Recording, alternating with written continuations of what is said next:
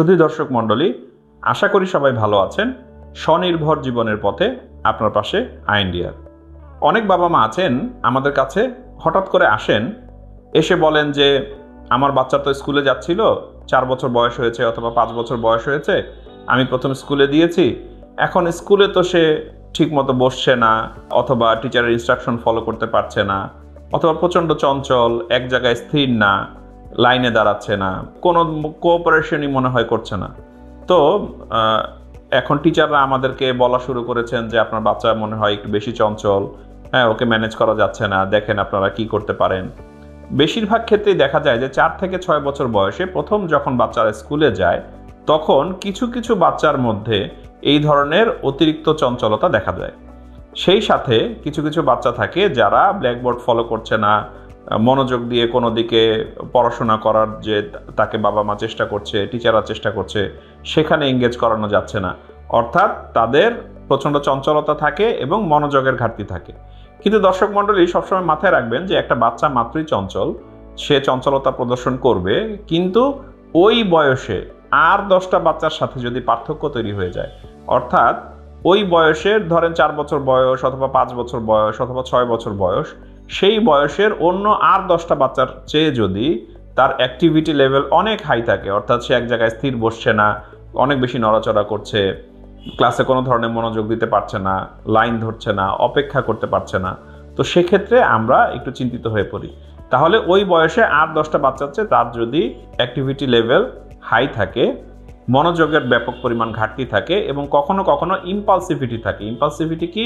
যে সে সামনে পিছনে চিন্তা করে কোনো কাজ করছে না, হুট করে একটা জিনিস ধরতে ইচ্ছা করছে, সে ধরে ফেলছে, একটা জিনিস ফেলে দিতে ইচ্ছা করছে, ফেলে দিচ্ছে, একটা জিনিস ভেঙে ফেলতে ইচ্ছা করছে, ভেঙে ফেলছে, অথবা অন্য আরেকটা বাচ্চার সাথে হুট করে সে মারামারি শুরু করে দিল।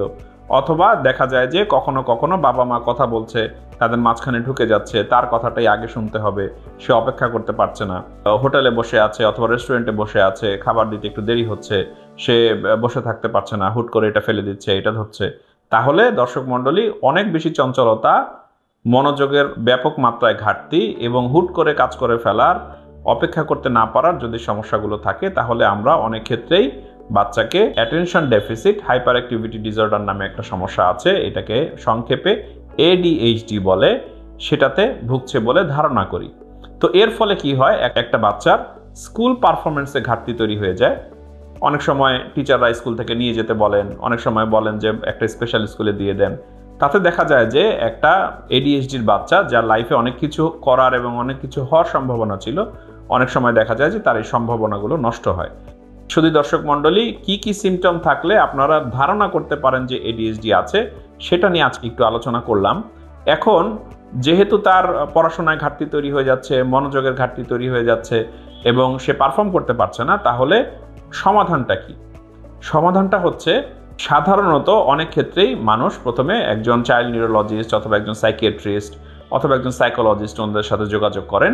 কিছু কিছু ক্ষেত্রে বাচ্চাকে বিভিন্ন ধরনের ঔষধ প্রদান করা হয়, তবে এগুলির লং টার্ম কিছু সাইড ইফেক্ট থাকার কারণে অনেক বাবা মাই অনেক সময় ভয় পায়। তবে আপনি আপনার চিকিৎসকের সাথে আলোচনা করে নেবেন। আর সেই সাথে উন্নতির জন্য বাচ্চার যতটুকু ঘাটতি আছে, সেই ঘাটতিগুলোকে পূরণ করার জন্য বিভিন্ন ধরনের থেরাপি প্রয়োজন হতে পারে। যেমন এর মধ্যে খুবই ইম্পর্ট্যান্ট হচ্ছে sensory integration therapy, occupational therapy, এবং সেই সাথে কখনো কখনো প্রয়োজন হলে নন ইনভেসিভ ব্রেন স্টিমুলেশন ব্যবহার করতে হয়। অর্থাৎ ব্রেনের যে অংশগুলো তার ইম্পালস কন্ট্রোল করছে অথবা যে অংশগুলো তার মনোযোগ কন্ট্রোল করছে, সাধারণত ব্রেনের ফ্রন্টাল কর্টেক্স এবং ডরসোল্যাটারাল প্রিফ্রন্টাল কর্টেক্স, এই ধরনের কিছু জায়গা আছে। এই জায়গাগুলোর ঘাটতির কারণে অনেক সময় দেখা যায় যে তাদের মধ্যে অতি চঞ্চলতা থাকে, মনোযোগের ঘাটতি থাকে এবং ইম্পালসিভিটি থাকে। তো এই অংশগুলোকে বাইরে থেকে প্রযুক্তি ব্যবহার করে নন ইনভেসিভ ব্রেন স্টিমুলেশনের মাধ্যমে উজ্জীবিত করা যায়, যার ফলে বাচ্চারা দ্রুত উন্নতির দিকে যায়। তাহলে দর্শক মণ্ডলী, আপনারা জানলেন ADHDতে কি কি সিমটম হয় এবং কি কি ধরনের ম্যানেজমেন্ট হতে পারে।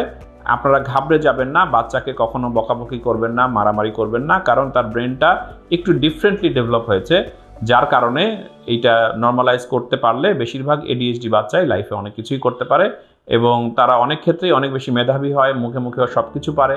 কিন্তু দেখা যায় যে মনোযোগ দিয়ে লিখতে গেলে, পড়তে গেলে তখন তাদের সমস্যাটা তৈরি হয়ে যাচ্ছে।